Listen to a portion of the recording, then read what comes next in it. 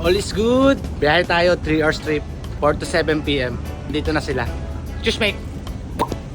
3 tao lang yung guest namin. Hindi ko alam kung anong meron ngayon sa kanila. Yeah, if would you like after, ma'am, no problem. Take your time. Pull out na tayo, pero hintay lang natin sila matapos. Yes! Dalawa lang pala sila. Akala ko 3. Di pala kasama yung photographer. Hanggang picture lang. So, bali ngayon, dalawa lang sila nasa taas. Bumaba muna ako kasi binigyan namin sila ng privacy. Couple lang. Cheers, mate! You want to swim? No, no swimming. No. Only cruising. So around the palm, Atlantis, we'll stop there, take photos, virtual Arab. After night time, we go Marina Canal, other side of Marina.